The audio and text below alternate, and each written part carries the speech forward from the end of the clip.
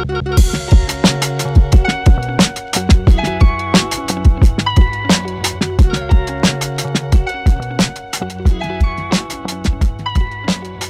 I'm Matthew Herzberg, and this is the Myopia Mindset. This is your weekly shot in the arm for all things motivation, education, and inspiration on your path towards success with myopia management.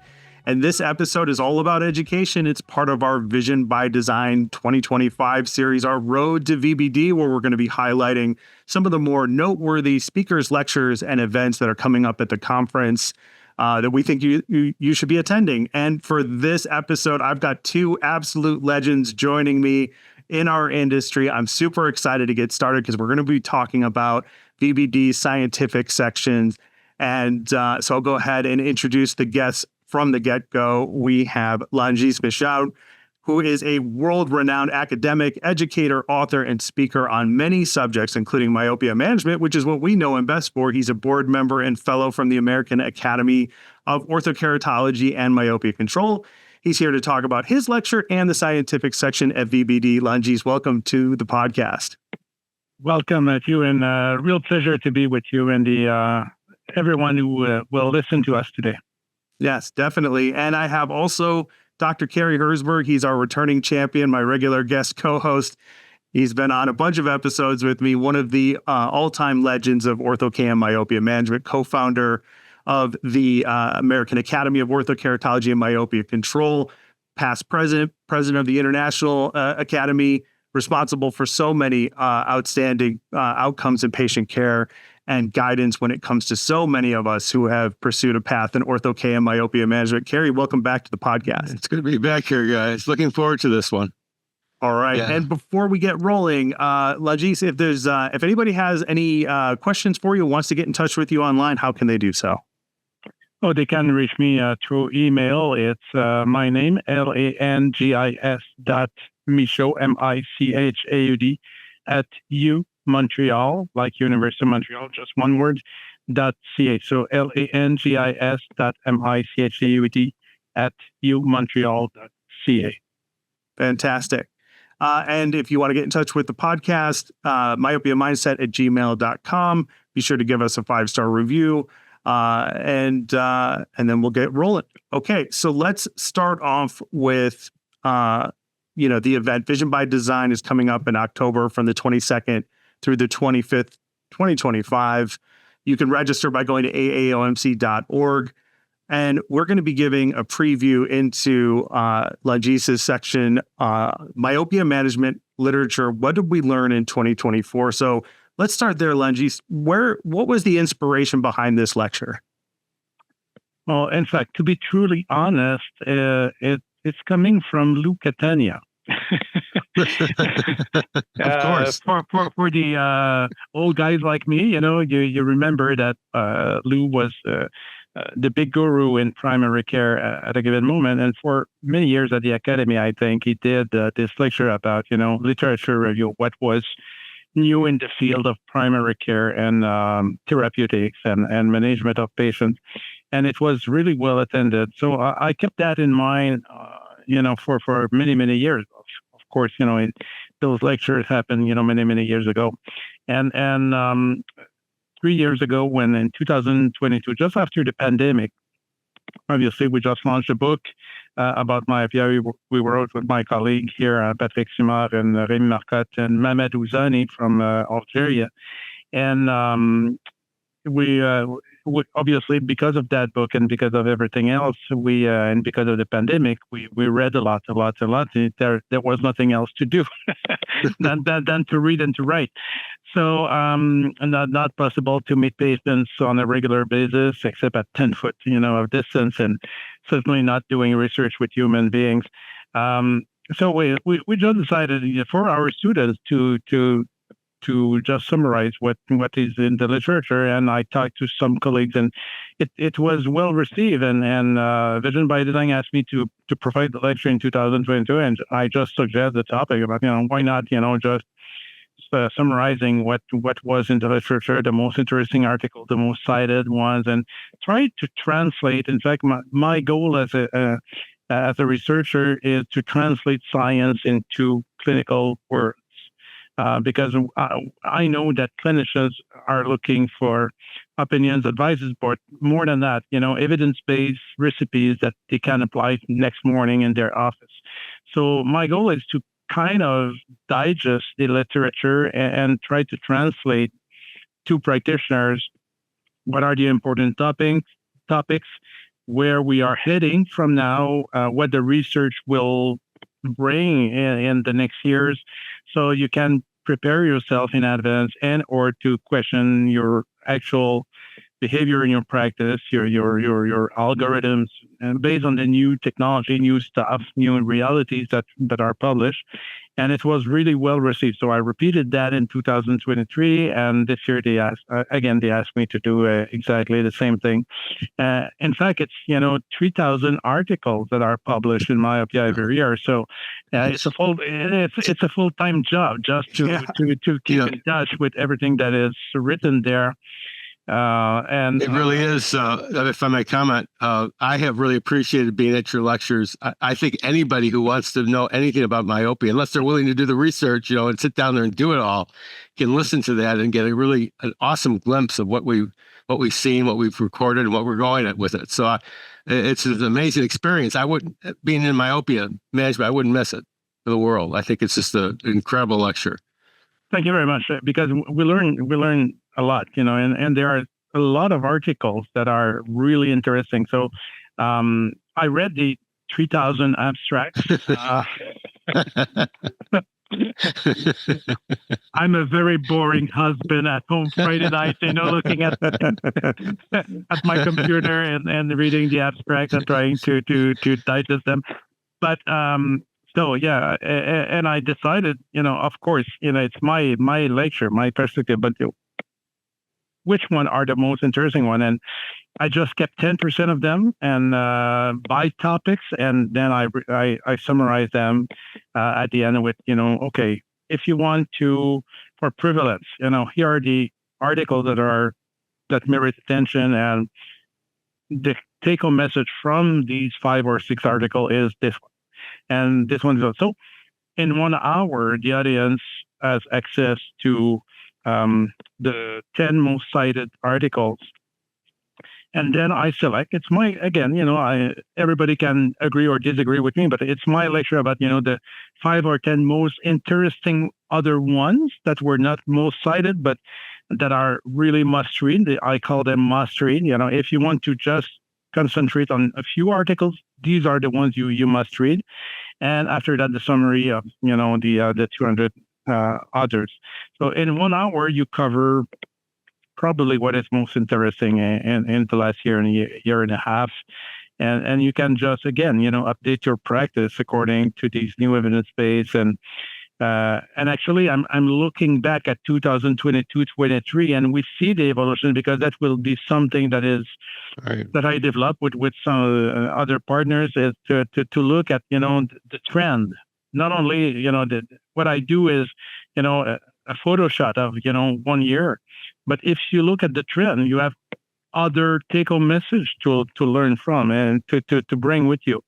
And some topics that were very, very hot, 2 years ago, completely disappeared from the screen, and other ones who were kind of okay, and that's fun, but we'll see what happens, are now the big topic. So, so we have to keep in touch and to have a perspective. It's the same thing for myopia. You can have this examination today with this extra lens, and Dr. Herzberg, Cary certainly saw that many, many times from other practitioners. Okay, what can I do with this -7 kid, a 25.6 excellent? Yeah, but, what was the evolution? Where it is, actually in the development, we cannot decide just on one shot.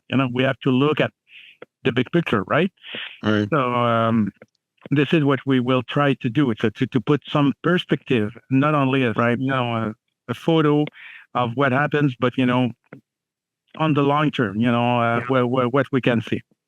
Yeah, and you're the perfect curator for this information. I remember at Last Vision by Design, you gave a very thorough rundown of the latest myopia management technologies and spectacles and whatnot that we knew were in existence, and you gave a just point by point reference of like, all this great information. And I'm hoping that these lectures will be recorded, like maybe the AAOMC can record them and offer them in some sort of library, because I think it's a great snapshot into where we are in this place and time, because docs just do not have the time to be able to digest that much information. And you are such a great and fair curator of it. And I hope that we can like keep that preserved so that we can all learn from it moving forward. Good. Thank you very much. And you're right to say that it's an unbiased review. Right. I cannot say that I don't have any conflict of interest. I have all of them, so they cancel each other, right? So I'm not biased toward any company, because every company, either sponsor my research or hire me as an expert or in their advisory board. But I'm working with a lot of people, but I tend to present things from an unbiased perspective. It's all about evidence based. Right. This is a good study. This is not a good study, and when it's not a good study, I call it. From the podium. Don't believe that one. It's not a good one. I even use some words that may not be that gentle and nice, but it's right. I say from out loud that okay, believe this, don't believe that. At least from my perspective. And again, everybody in the crowd and around the world can disagree with me, and I'm really open for discussion on that. But when you look at the details, I had this discussion about glasses with a group of optometrists here the other day. They just launched their kind of private label myopia glasses and treatment glasses.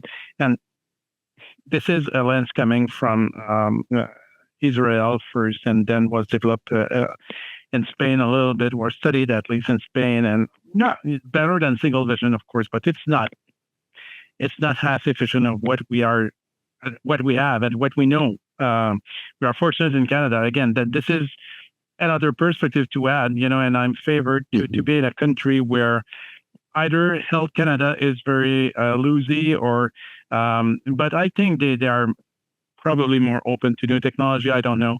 But we have access to everything. We have glasses, we have atropine, we have contact lenses, and we have a lot of products that are available for myopia control. On the other hand, we have not access to a lot of medication and other products that you have access to, to treat disease and dry eye and all that stuff. So it's a counterbalance. But at least in glasses, we have a very good experience here on that. And so, it's part evidence-based, part of my clinical practice, part of my experience. I'm also very, very fortunate to travel around the world. Not as much as Cary traveled, during his years, because your name Cary is still resonating, around the world. Thank you for that. It's that the reality. I hear your name, every time I'm in an Ortho-K meeting. Wait, do you know Dr. Cary Herzberg? Of course, you're talking about the God here, of course, I know him, but and I'm exposed to various technology and various realities around the world. So again, I tend to bring all of this information here. Just for the red light therapy, for example, if you look at the literature, it's probably the best thing ever invented. But if you speak with the ophthalmologist on the ground, where it is practiced, it's a completely different reality. So it helps me just to kind of balance information and to provide the best information I can to practitioners. Yeah, I've really appreciated that red light therapy example too, because we were all here waiting for this, supposed technology to take hold and use it, and you were actually to clear a lot of that up. And we hear everything about all kinds of rumors on both sides of it. So it's great to hear your perspective and be able to, make an opinion based on informed information rather than just speculation or whatever one person says. So it makes all the difference for us. Yeah. And for the kids, because don't forget that the patient is the kid in our chair. That's right. Is the most important person in front of us. Yes. We can wave our flags and we are good, at the end, if we don't make the difference for that kid in our chair, and that kid is never the average of the studies. No.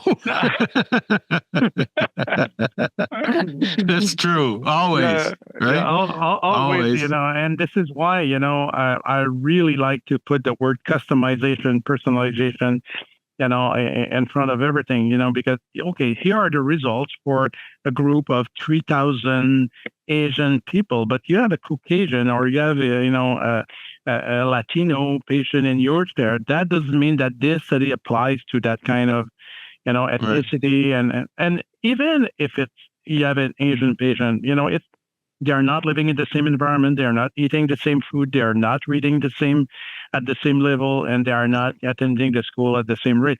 So again, yes, this is evidence-based, but try to understand what is going on with that particular kid. And again, on the long term, look at the data, and you will make the best choice possible. Yeah. And the other noteworthy point for this is that we have kind of a new problem in the myopia industry. Years ago, the argument was from a lot of ECPs, well, when the research is out, let me know, then I'll jump on board. And a lot of clinicians like Cary and yourself and others from the AAOMC were like, we can't wait on this. We got to start trying to address this problem now. Yes, the research is very important because it ultimately proves what we're all doing, but we have to start moving at a much faster pace. The problem I feel like we're facing now is twofold. One, we have so much information, so much research. There's so much coming out about myopia that a lot of ECPs now don't even know where to start and how to present this information. What the second part of that problem then is that you have a lot of new to myopia management docs who are like, I feel like I need to be an expert to do Ortho-K or myopia management, and I don't. And we say on the podcast all the time, look at the research, read the papers, familiarize yourself, become the expert. So I think one of the added benefits of your lecture, and this is why I was saying I hope it gets recorded, is that you're helping to point these docs in the appropriate direction. Focus your time here. These are the important things. This is the stuff that has, persevered through time, and this is where we're going in the future. Yeah, you're perfectly right. These are the two main problems. I would add one is, and probably I don't want to insult anybody here, but we are all busy, and I include myself in that kind of bunch of practitioners, is we tend to repeat what is working, and we are afraid of new challenges because we are afraid to lose time, we are afraid to lose money, we are afraid to harm patients, and that we would treat differently, and we know that it would be probably better. So to change our behavior, to change our habit, is a very difficult thing to do. But, you cannot be an expert if you don't start with the first kid in your chair. It's kid by kid by kid by kid. You cannot buy this experience. You can read everything. I have wonderful, beautiful mind here as students in Montreal, as they are in every school of optometry in North America. And they can, repeat a textbook of 800 pages, word by word, understanding each of them. And when the first patient is coming in the clinic, they don't know what to do with him. It's an experience. Yes, you have to have the knowledge, but at a given point, you have to put your feet in the water and you have to do the things. You have to do your first case. Do you remember your first case, Cary? No, I don't. Not anymore. I will tell you, it was not in Ortho-K words. It was in scleral lenses, but I was introduced by Bob Brace and oh my gosh, yeah, Bob. Bless his soul. Yeah. And God bless him. But on scleral lenses, but nobody educate me on how to apply a scleral lens on the eye. So my first case, finally, I decided after 3 months, after having talked to Bob, okay, let's start this strange device because I have nothing else to try on that patient. this is the worst thing to do, by the way, to try something new on someone where nothing works. And you don't know what's going to happen. Yeah, you don't know what's going to happen. It's a recipe for a complete disaster. But, I tried that, and I applied the sterile lens with no saline in the reservoir. Sure. Yeah. Nobody told me to fill in with saline. I put it just like a regular gas perm lens, and obviously there was a tons of bubbles here and there. Yeah. So, and the patient didn't see was not comfortable. I said, okay, it's not working, and it took me 6 months to go back and then to ask someone who knew, and I learned, oh my God, what I did, But after that, patient after patient after patient, I gained my confidence, I gained my experience, and then I developed ways to evaluate patients and to improve my outcome. What I say to my students is, don't try to be expert with everything at the first time, at the first morning. Be familiar. Let's say you want to be an Ortho-K. That's perfect. That's fine. Start to educate yourself about one design. Be familiar with what design, what it does, what it doesn't do, and try to fit your first, second, third patient. Ask the consultants, because these are your best friends. You have to work with manufacturers' consultation team. They are the ones who know their products. And then when you are familiar with that one, after 5, 10, 15, 20 cases, you can jump on another design that offer you other options and other possibilities to treat your patient. Maybe the design suits better for this particular condition or the other one. I don't know. But because you know what to do with the first set of Ortho-K you tried, then you begin to learn more quickly on the second one, because the principles are the same, right? Right. So step by step, and then the rest is history. If you do that once every 3 months, obviously it's a waste of time. So you have to do it on a regular basis, just like exercise. When you're going to the gym, if I'm going to the gym just in January and the rest of the year I'm in my sofa in my couch, it won't work. Right. So I have to be regular, and I have to be there, on every week, every day basis. Yeah, well said. Well said. Yeah, I do remember some of my early cases though. So yeah, the big bubbles, everything. So you weren't alone in that respect.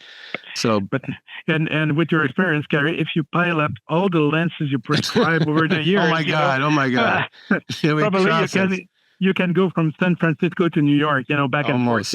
Almost. Yeah. Yes, pretty close. Yeah. But we finally did figure it out. I mean, there was no book, there was no guide in those days, even to help. So, except for Dr. Breeson and the rest of those exactly fitters. And at the end, the more you know, the more you develop a specific knowledge that you don't know. And what you know after so many cases is probably just your limits. And you have to respect your limits, because and to say, okay, I know that the patient is asking for this improvement or this, but honestly, it won't work. I know that that's the limit for this patient. We cannot go further than that. And we have to say no at a given moment. Yeah. I was Don Quixote in many patients, and I tried to solve you're not alone, my friend. My God. And I lost, my hair, my money, my time. Yeah. Don't do that again. Exactly. So this is what experience, tells us. And again, it's not written in the books, but evidence-based bring you back to your clinic and say, okay, if I don't understand that patient, if I don't understand this condition, and I did this that doesn't work, let's go back to literature. Let's go back to what it. And certainly, there's one case around the world that was published, or call a colleague. That's right. I in that particular family or vision by design, which is fabulous. Yes. I never met anyone who is not open to share his experience and to help friends and practitioners. Amazing community. Amazing. And you did that, Cary, around the world as well, and you helped to educate practitioners around the world, because you didn't keep your knowledge for yourself. No. The first thing you wanted to do is to share it, because again, it's the patient. It benefits the Right. patients, and this is our salary. This is our reward It is. to have happy patients around the world, treated by their local optometrists, their local eye care practitioners. Fine, but it's all about the myopia problem is so large that there's a lot of for everybody. So Oh my goodness. we have to share the responsibility on this. Yes. Sure. Yeah. Well said. Yeah. Let's transition into the scientific section of Vision by Design, because the scientific section has always been a staple of the meeting. I want to start with Cary on this because it was always part of the design of the meeting as a whole that it have a significant chunk of it dedicated as a scientific section. So, Cary, why did you decide to do that? You and the education committee. Sammy would never let me not do it. Samuel Hodge. Yeah, Yes. Hodge is really the fellow who really, began this whole process. Incredible human being, my good friend. So he was basically the progenitor of this whole thing, the scientific committee. So all we have today is really from Sammy's work that he did with bringing people he knew around the world. He was, as well acquainted in Europe as he was in the States and in the Asia with the top doctors over there. So he would bring in the top names for us to share and all that all that knowledge, which was, I thought that one piece of segment that we set aside on Friday, right? From I think it was like the first start to like 2:00 in the afternoon was all scientific section. And how could you not have a group without having a scientific committee, a scientific section that would, as long as you just said, push it forward, the frontier, increase the knowledge, So yeah. Yeah, and over the years, we've had great, lecturers like Donald Tan. It comes to mind, for instance. Oh my God, that was my moment. I mean, when Donald Tan came over to speak about low dose atropine, he is the god of atropine, basically, and to sit there and talk to our group, I thought we had finally, I thought we finally made it at that point. Yes, to have the Dr. Tan talk about that topic in front of us. So wow, we've come a long way. You got to remember. I mean, I go back way back to when this was like, Ortho-K myopia management. That didn't, we were given that strange look about why would you control myopia, right? Because myopia brings the bread and butter into the practice. Why control it? I mean, it's just making money for doctors. So we got that strange. Every time we talk about myopia management, myopia control, we would, run into a real buzzsaw, because doctors weren't really interested in, in ruining their golden egg here. But yeah. I love it. And Langis, what is the goal of this year's scientific section as a whole? Like, as we've talked about, there's so much new information. Like, how do you help you and the education committee help parse, like, what is the most relevant information to bring to this very prestigious section of, what is the Super Bowl of myopia management, the best meeting in myopia management? Yeah, the first thing to do is to listen to the needs of practitioners. From the previous meeting and the meeting before that, and with other meetings as well, with the questions from the audience or just the exchange, the networking we have along the coffee machine, it's from there that the needs are coming, because one is questioning this, the other one is questioning that, and then 2 weeks later you have an email from another colleague about the same topic, and then a third one shows up with this a question similar to the first two ones you got, and then the topic just seems to be obvious at that time, and this year we tried to recruit obviously the best of the best speakers, depending on their availability, of course, and the possibility to travel. We have also to respect the budget of the organization about cost of traveling and lodging and all that stuff. So we have a few elements to consider, but I'm very, very proud of the content we will have this year. We will begin and start up that journey with Dr. Stacy Zubkovsky, who is based in Florida, so very near where Vision by Design will be held. And it's in relation to the second one lecture from Dr. Anna Tichenor from Indiana. Both will address how the lids interact with rigid and contact lenses in general, and the meibomian gland are affected with that. And how can we design lenses to minimize the impact on the lids and the glands? Because we design lenses, and most of us are using softwares to design Ortho-K lenses. So we can certainly help the body to get used to it with minimal impact and keeping all the benefits. So this trend of and dry eye on young patients is becoming in the recent years a hot topic as well. We thought, dry eye about, Mrs. Jones, 75 years old, past menopause with a lot of glaucoma medication. That's true. It's still there, and it's, we have tons of these patients coming in our offices, but I see more and more patients with the loss of meibomian glands at 14 years old. Oh my God, yeah. Because of the digital device, they don't blink, so they don't blink. They don't simulate their gland. If they don't simulate their gland, they will be just collapsing at a given moment. They'll become dead glands.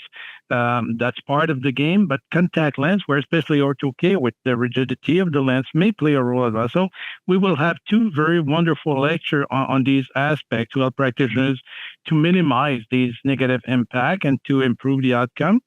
And I'm very proud to have Alexandra Benavente from SUNY. She is one of the pioneers in the animal model to look at the retinal response. We talk about how the retina deal with the focus. And she was one of the first to show that there's an individual response and a dose response at the retinal level, meaning that the high minus patients do not react the same as the low minus patients.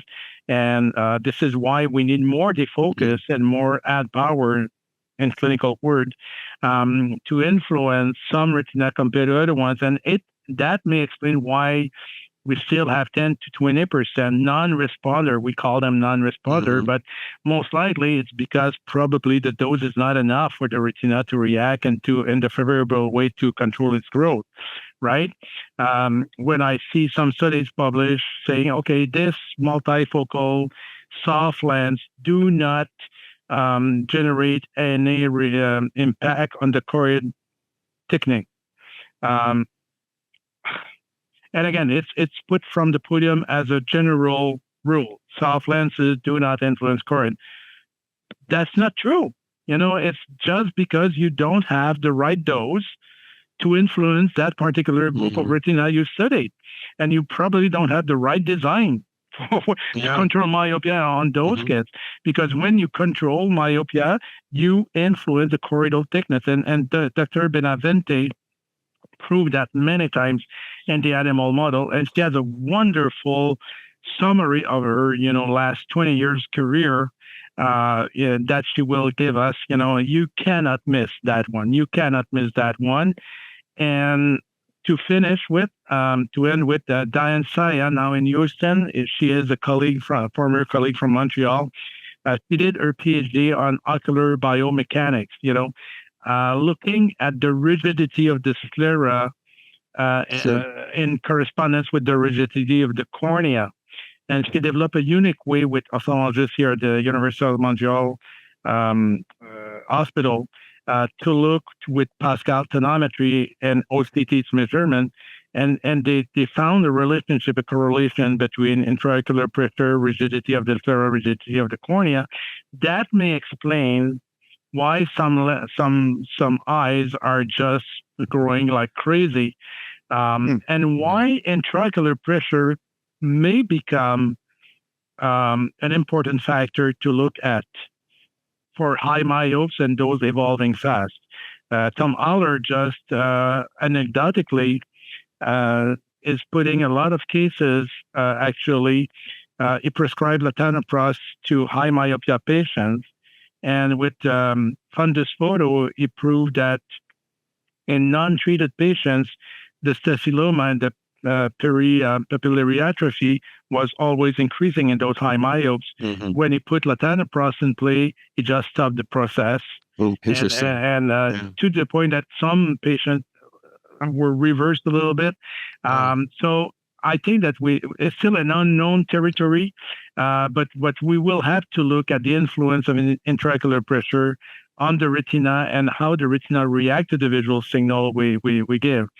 So it's a kind of a broad perspective this year. It's not a unique topic, but we address from the lids to the retina. So we cover the entire eye about, how myopia may be developed and how can we better to influence the outcome and the natural eye growth at a given moment. That's outstanding. That's quite the curriculum you have going, and such a great job you're doing with that, Langis. So congratulations. And all the speakers are university-based PhDs, so the quality of education will be top. So that could be our statin, perhaps, for myopia, huh? Latanoprost. Could be, everybody's going to get perhaps, drops. We don't know. Perhaps it's the next, or perhaps a company will develop a combination of latanoprost and atropine low dose. There you go. In the same formulation. Why not? Why? Yeah, exactly. Amazing. Yeah. Latanoprine. Yes. There you go.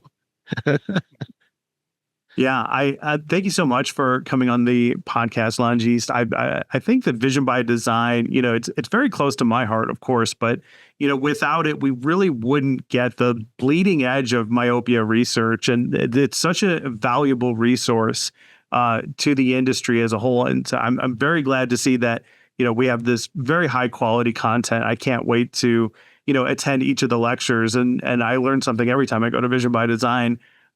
For sure. So let's close on that. Again, if anybody wants to reach out to you, Langis, so they have questions or comments or whatever, how can they get in touch with you? Email, as I said, langis.michaud@umontreal.ca. And the best way to network with me is to be at Vision by Design, along the coffee machine during the breaks, and we'll chat and we can discuss everything they want. So come to Vision by Design in order to meet every of our colleagues. So they, over the years, and Cary can comment on that, I learned as much in the corridors. Oh, absolutely. Than in the room. More in the corridors, the bathrooms, wherever. I won't go there, but Okay. I will not ask what did you learn in the bathroom. But yeah, there you go. Yes. but certainly, the message is that don't neglect the networking effect of colleagues over there. And again, I never found anyone reluctant to give some advice or to be part of a discussion just to explore some new ideas. Yeah, well said. Very well said. And for my part, if you're enjoying this episode, there's actually more waiting for you. We release extended versions of every episode that we do exclusively for our paid supporters, along with monthly bonus content you won't find anywhere else. It's just $12 a month, which is about the cost of a cup of coffee. And so I like to say, if you would buy me a cup of coffee to have on amazing guests like we've had today, then please consider supporting the Myopia Mindset. You can do so at myopiamindset.com or via our Substack. And gentlemen, thank you so much. I really enjoyed this discussion. And I meant what I said, Langis. The AAOMC should be, recording your lectures, specifically the one you're going to give, because it's going to be a valuable resource for the future. So if they can't do it, I will donate my time and the podcast to do so, because it absolutely needs to be preserved. Yeah, thank you very much for that. I don't think that it's in the plan because of budget reasons to record the lectures, but I may take the idea and to develop a webinar on that, because I know that AAOMC developed some webinars. So I may suggest this topic to them and to translate this lecture into a webinar. Yeah, definitely. Yep. It needs to happen, in my opinion. So we'll see you at Vision by Design. AAOMC.org is how you learn more and register for the events coming up October 22nd through the 25th in Palm Beach, Florida. I go every year. I'll see you there. Mention that you approach us and say, hey, I saw this episode. Let's fill the halls. Let's get the meeting. Yep. Palm Beach is not a bad city. Oh, beautiful. Great destination. Yeah, for sure. All right. So thanks again, gentlemen. And for everybody else, we will see you at the next one.